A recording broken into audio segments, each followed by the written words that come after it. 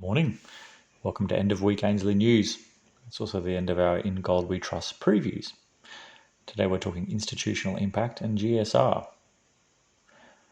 This is our final preview of the upcoming In Gold We Trust report by Incrementum. The report is arguably the preeminent annual report on gold and silver, read by over 2 million people in 2020 and due out in May 2021 this year. Today we look at the relative size of precious metal markets against the institutional funds and what that means, and a special look at silver. We often talk of gold's value being the fact that it's relatively rare, supply-constrained, hard asset with a very high stock-to-flow ratio. Whilst normally in terms of intrinsic value and the fundamental monetary properties that it provides, the incredible upside potential also rests with how few currently hold it and how little supply there is when we want it on any meaningful scale. This chart we're going to show you clearly illustrates that gold accounts for just 5% of the 3% of commodities held by institutional portfolios. So that's just 0.15%. Here's that chart here. Gold is still underowned in institutional portfolios. And that is after record inflows into ETFs or gold ETFs in 2020. Here's that chart here showing significant ETF inflows in 2020. And as we discussed on Wednesday, US equities have been the star performer since the GFC. And so despite these inflows, that gold ETF investments by these funds compared to equities are still well below their 2011 highs at around 0.6%, compared to around the 1.1% then. This other table we're going to show you now beautifully illustrates the incredible change in demand of the small inelastic gold market should these institutions increase their assets under management of gold to just 2%. Or 5%. Please take the time to digest these totals at the bottom.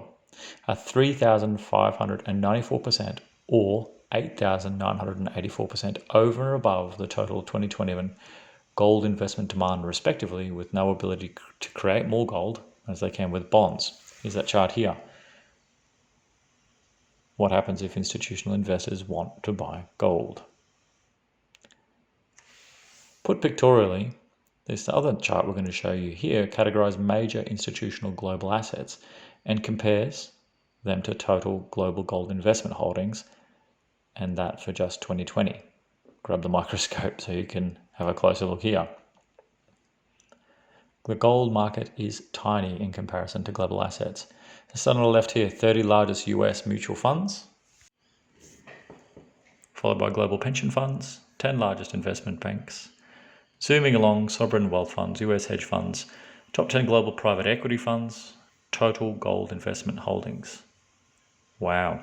While all eyes are on Bitcoin at present, with its continued spectacular returns amid the same constraint of supply, but being a relatively new asset, finding its fair value, some write off gold as boringly mature, having completed that fair value exercise. However, if we compare Bitcoin now with its $1 trillion market cap, against gold's $9 trillion market cap, we must remember that the total readily investable supply of gold is more like 1.5 trillion. Both are minute in the ocean of assets, and both would rocket up in price if markets even saw meager asset relocations, as illustrated in the 2 and 5% example that we've depicted above. However, the discussion above is all about investment supply. In addition to this, gold has seen massive buying by central banks, particularly since the GFC. This chart we're going to show next illustrates this. Here's Russia's gold reserves as a percentage of GDP and how it grew sevenfold. A few other countries in there as well, showcasing their gold reserves. The world is only becoming more and more uncertain, carrying more and more debt, and the USD and its bond instruments becoming more and more under threat. Central banks are highly motivated to shore up reserves with an asset without counterparty risk. There is no coincidence that there have been net buyers in no small orders since the oh shit moment of the GFC, when we got our first real glimpse of this epic, globally cross-collateralized, exceptionally leveraged, artificially inflated credit cycle that was showing signs of terminal cracks. And so what if, as has happened every time a major credit cycle and its fiat currency system ends, we go back to a gold standard of sorts? As with the last Bretton Woods system, a fully gold-backed system is considered impractical, unnecessary, and nigh on impossible regardless. A common school of thought is a system where that M2 money supply we talked about yesterday, is backed by 40% in value with gold. This next chart we're going to show that would mean and what it would mean to the value of gold. USD 24,000 right now. And remember that M2 is still rocketing up. Here's that chart here, back to a gold standard. USD 24,000 needed for 40% gold coverage.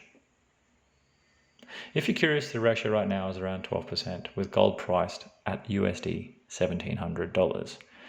Now, all of the above is about gold. So what about silver, you ask? Well, Incrementum are unashamedly very bullish on silver and talk to many of the same points that we keep reporting. First, let's look at the historic performance for context. The table we're going to show you next is a repeat of that we shared on Monday. Silver had a tremendous 2020. It surely did. You will have noticed on Monday its relative volatility compared to gold. Volatility, if it reminds of silver, as it often does, is just a great trade opportunity if you have the ability to park emotions at the door. And whilst, yes, silver had a cracker of a year in 2020, in terms of that rhyme being in the gold and silver ratio, the GSR, the potential is still there for what is unfinished business in the usual mean reversion. Since 1718, the GSR has averaged 30. The table we're going to show you next plots out the gold price on the vertical axis and the silver price in horizontal and shows the current 66 GSR.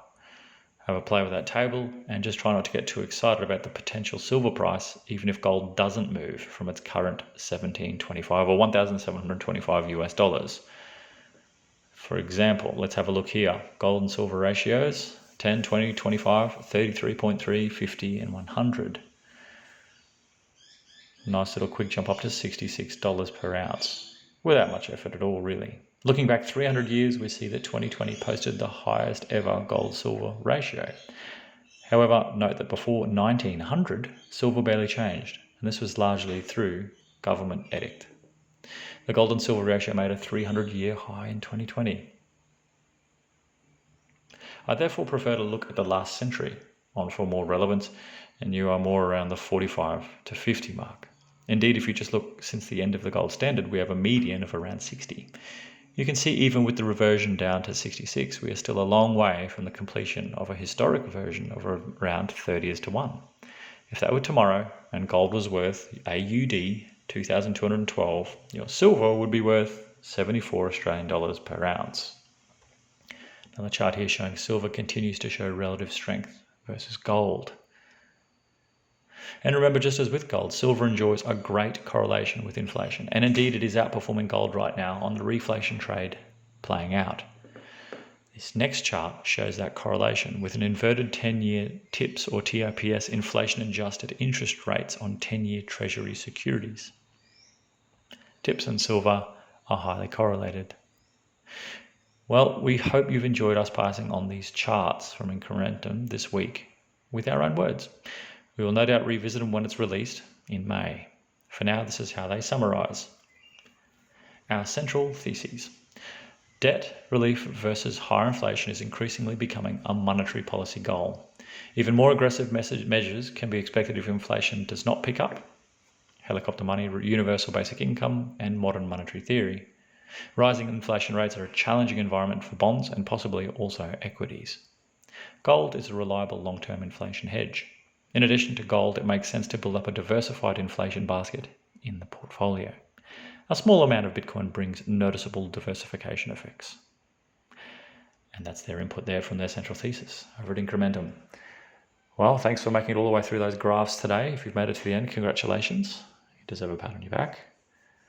Remember to enjoy your Friday and your upcoming weekend, if you get to enjoy one. And we'll catch you tomorrow, or catch you on Monday, for more Ainsley News.